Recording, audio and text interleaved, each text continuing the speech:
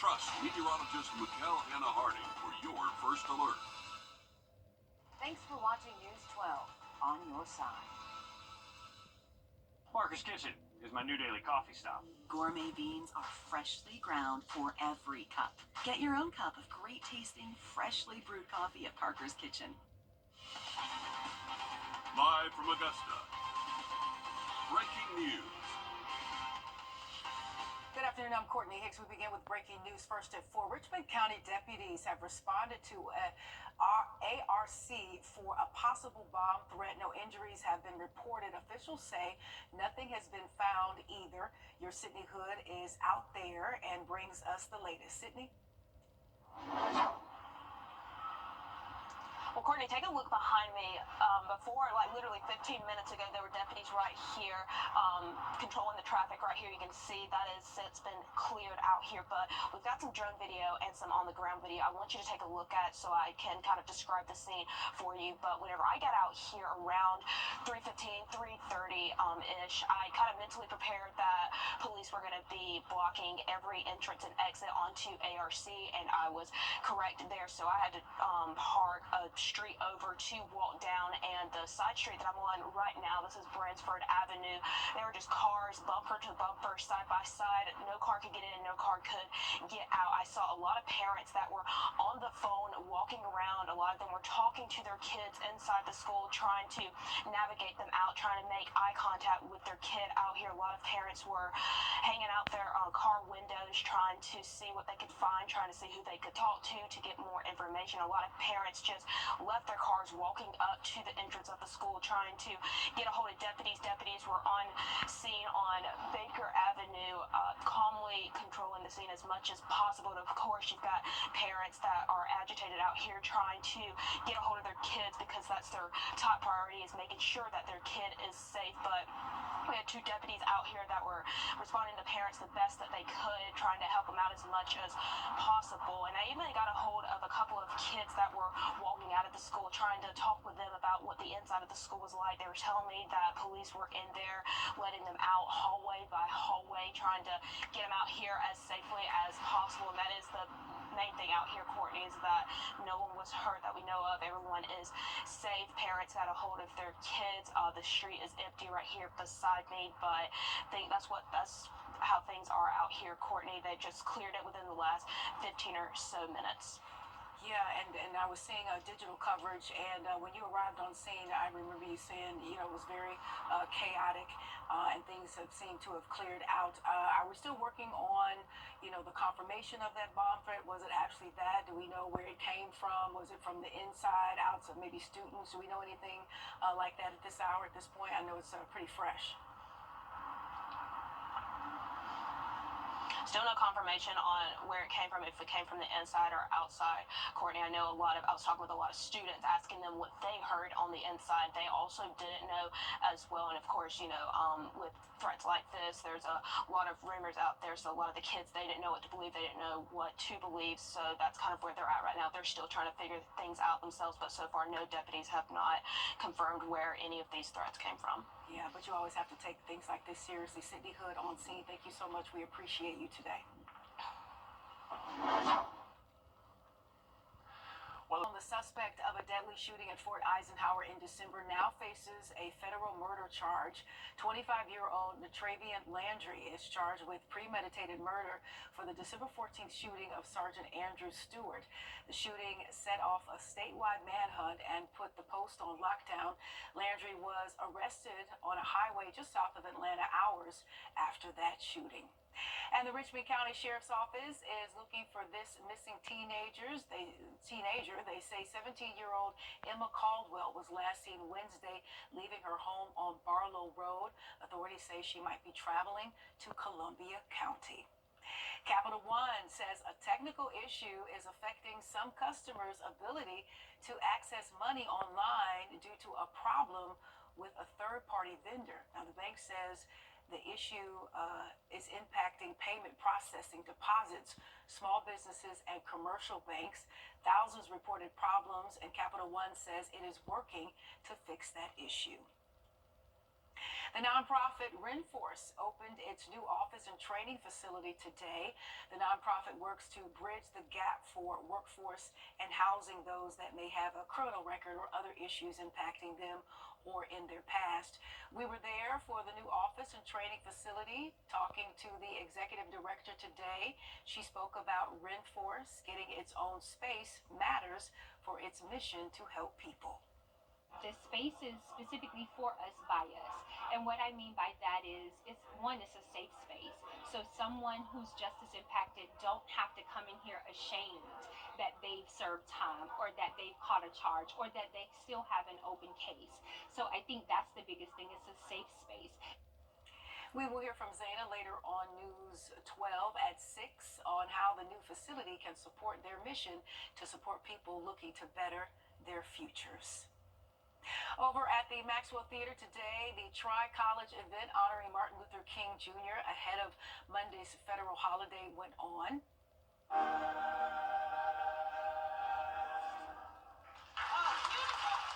Guest speakers included Reverend Dr. Charles Goodman Jr., the senior pastor at the historic Tabernacle Baptist Church.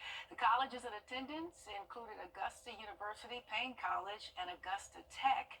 Multiple organizations performed today, including Creative Impressions, the Jesse Norman School of the Arts, and the Alpha Phi Alpha Fraternity Incorporated. Technology could improve your retail experience. We look at some of the changes, including a rise in the use of artificial intelligence. That's coming up in just a moment. Let's toss it over to Riley. Well, Courtney, we're getting ready for some morning rain tomorrow, and then it is going to be a windy Sunday, and then we have issued a first alert for winter weather next week. We'll talk all about it just after the break. Time and Temp, brought to you by your First Alert weather team. This is not you. It's not an invitation, but don't forget it is going to be windy Sunday. Make sure you hold on to your hats and be prepared for maybe an isolated outage. Wow, a winter to remember. That's what it's shaping up to be. Thank you so much, Riley. All right, we've got a look at what could be the future of in-store shopping, from an AI concierge to help you navigate the mall to ways to speed up checkout. Jared Hill has a look at what could be coming to a store near you. This year, artificial intelligence will be the key to shopping efficiency. It's all about speed and convenience. At the National Retail Federation's 2025 Expo, Toshiba showed off a new register it says can make self-checkout faster. So basically, it's calibrated by the weight. The scanner, best for just a handful of items, uses cameras and a scale to check everything at once. No barcodes needed. What happens though if, let's say, I kind of just plop stuff down? That's a great question. Okay, let's see what happens. So it's prompting you to rearrange your items, right? We want to make sure that capability is in there too, so that nobody can hide items, even if it's a mistake. And some peppermint. Two peppermint. Rather have someone else do the shopping? ProGlove is rolling out a new set of lightweight scanner gloves, helping in-store pickers work faster and safer. Those pickers need tools to streamline that flow, help them in the decisions, help them move in that world without disrupting the shopper. The gloves in use in grocery stores across the United Kingdom are now coming to Texas-based chain HEB, also from across the pond. I'm trying a French AI assistant. French company Levitra is hoping their virtual concierge will soon help guide Americans through stores, malls, even the airport. What questions can I ask you? You can ask me about exhibit information, specific store locations. Being able to talk with someone, even if it's an avatar, it's really helpful. Improving the retail experience. Where can I get something to eat? One interaction at a time. It's located at the back of the river pavilion. Jared Hill, They have a variety of options available for purchase. CBS News, New York. Interesting. Companies are also continuing to look at ways to use technology to personalize the shopping experience, both in-store and online. Coming up, in moments, you'll hear an officer and how an officer saved a 1-week-old infant's life using CPR. That and more after the break. We'll be right back.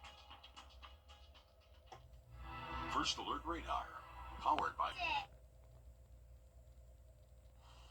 All right, folks, taking a look at it. We are taking a look at your 7-day forecast. Remember, for your first alert next week, that's Tuesday and Wednesday. So that's going to be for January 21st and 22nd. We are anticipating frigid wind chills, potentially single-digit wind chills. So that's going to be another concern. Say we don't necessarily see snow, dangerously cold temperatures definitely going to be in the outlook. 12-plus hours, we're going to be below freezing. And on top of that, we are expecting winter weather. That actually does look likely now as we head into Tuesday afternoon, Tuesday night. Not necessarily certain on how much winter weather we could see, but it does look likely that we'll at least see a little bit. So talking slick roads, bridges, and possibly some utility disruptions. Want to make sure you're definitely staying updated on this forecast. Remember, still a little too far out to know exacts, but it does look likely that that winter weather shows up Tuesday into Wednesday. So keep it here for those updates. And because of that, we will stay in prep mode. Thanks so much, Riley. SpaceX lost communication with a rocket it launched, and the results were caught on video. This happened over Texas. God. That's so sick. The company said the ship broke during its ascent burn and later said a fire developed near the end of that Starship that destroyed it soon after the rocket lost communication. Videos like this appeared showing what looked like fireballs in the sky near the Caribbean islands and over a cruise ship. So far, the debris did not hurt anyone. Newly released body cam video shows the moment a New Jersey police officer helped save an infant's life. Take a look. Come on. There you go. There you go. Such a scary moment. The officer arrived to find the 1-week-old baby with its mother. She was attempting CPR. That officer then took over as that infant was turning blue, took over those chest compressions, as you saw there. The infant started to regain consciousness. Crews then took that newborn to the hospital. And we'll be right back. I got to know Austin when he was a student. I just remember that he was just an upstanding young man, very respectful. When I had my car accident, I thought to myself, I'm going to call Austin Jackson. As we sit here today, I'm thrilled to hear that you're feeling much better. That's how I want to see people in the end. They're back to the way they were before the wreck happened. I'm so glad you called us, and it's a privilege to be able to pay back the people who've helped shape me.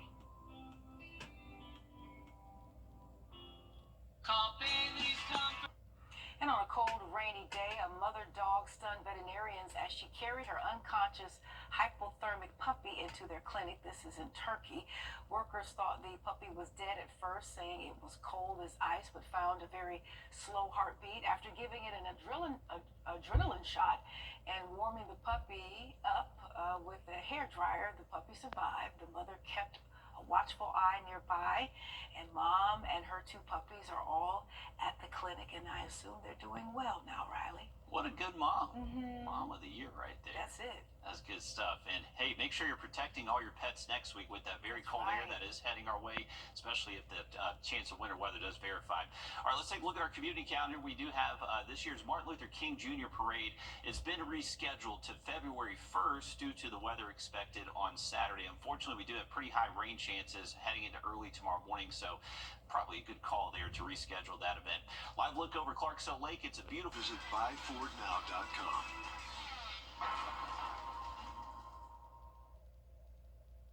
You're watching News 12, first at 4.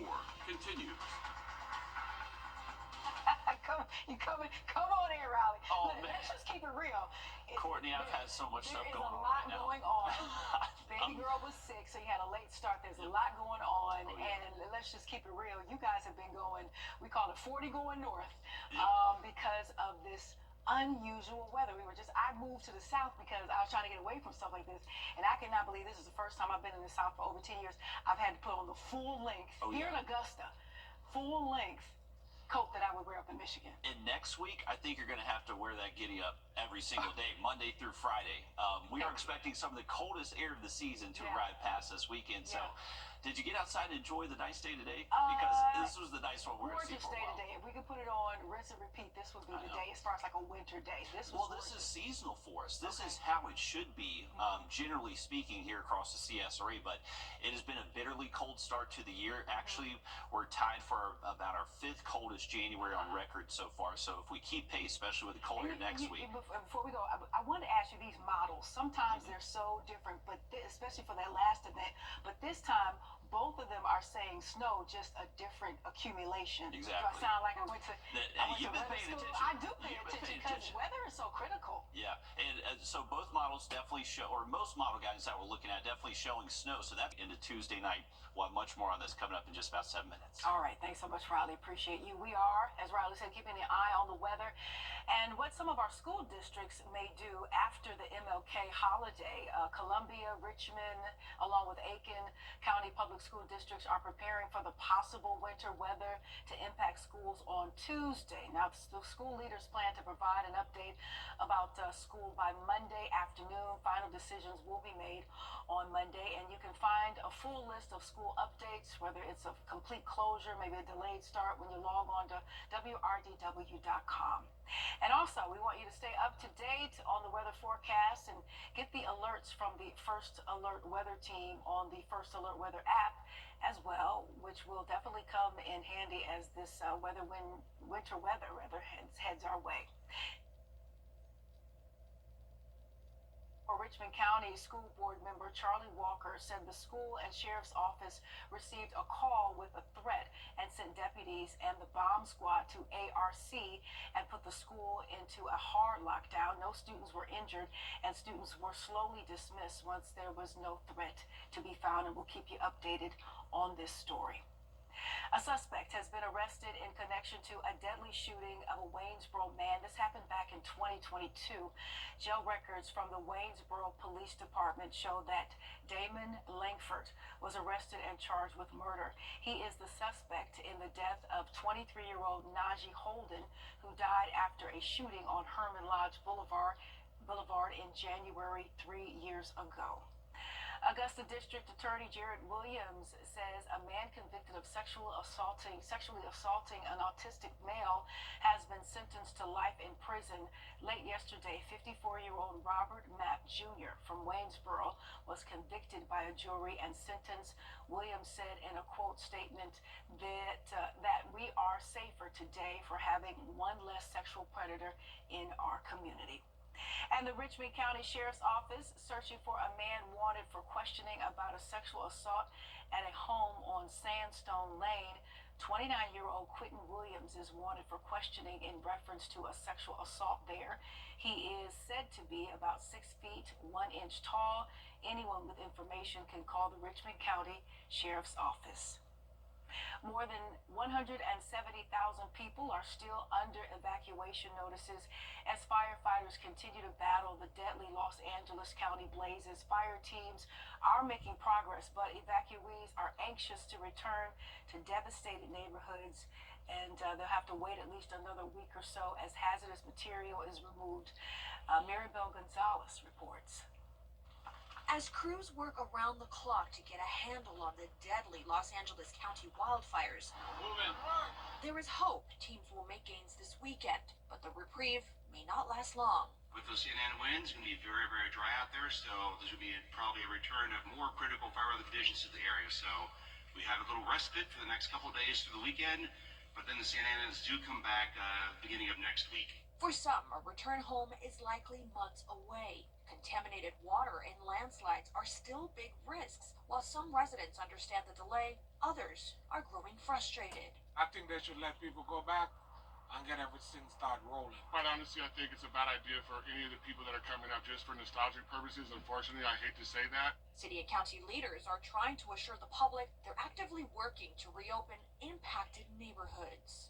Every foot that we can give back, as soon as we can give back, we are giving back. We're not holding areas until we get a larger area that we can repopulate. Every day we're having these conversations, and every day, anything I can give back as a unified command, we're giving back once it's safe. I promise you that, as your chief, that the LAFD will stand with you as you continue to clean up and rebuild your communities. In Pacific Palisades, I'm Maribel Gonzalez reporting. And closer to home, the new Edgefield County Law Enforcement Center is now open. The ribbon was cut on the new facility just this afternoon. The sheriff said the former building had been around since 1980, and after failing multiple state inspections, they decided to create a study to focus on the needs of the jail. The $41 million project just took over 2 years to build. And Richmond County School elementary and middle school students competed in a spelling bee today. The word is dawdle. Dawdle. It is a verb. It means to spend more time than is necessary or usual in doing something, to loiter. Dawdle. And I would have just let her spell it. Now they got me saying it and spelling it dawdle. I have no idea what this means, but it spells D-A-W-D-E-L-L. And that was just one word the students had to spell today. I wonder if she spelled it right. We caught up with the first and second place winners after the spelling bee today on how they felt about the district. I feel great, and I'm honored to be in this district spelling bee. Everybody did great. Some people I thought they would do better, but everybody tried their best, I could tell, and everybody did a good job. I agree with Peter here. I don't know yourself. So I like being in spelling bees because it's really fun. It's competitive. Like it's really fun and competitive. We have a good time. I think we have some anchor reporter slots open here. Let's bring them in immediately. They were great. Just for context on how many words were possible, the paper the students had to prepare had 450 words on it. So there you go. Wow. Good job to everybody, really. Absolutely. I got to shout out my wife. She was a judge for that competition today. So shout out to my wife, Emily Hale. And best of luck to all the spellers out there. And congratulations to that winner. Heading into the weekend, we are looking at a windy Sunday. Gusts potentially up to 35, maybe close to 40 at times. And then first alert next week for potential snow. Much more about it just after the break. Welcome to Swainsboro Ford, my friend. Thanks. I guarantee.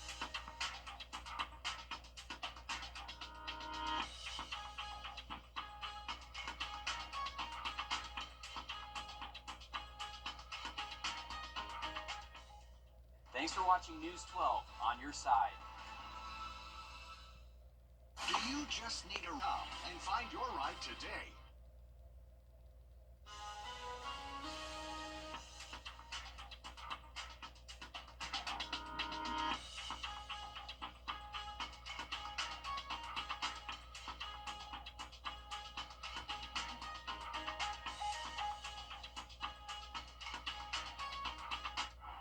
Welcome back, folks. Here's a look over Beach Island. Noticing a little bit of smoke out there. There may be some people getting some burns in, but winds are calm, so not as windy as what it was yesterday. Clear skies at the moment. We are anticipating some clouds to move in as we head into this evening, though. But if you are heading out for the rest of your Friday, it will stay dry. Temperatures not feeling too bad. Right now, we're at just dropped to 58. It was at 60, but temps will be in the 50s next couple of hours. If you're heading out for later tonight, I would say we stay in the 40s up until at least the midnight hour.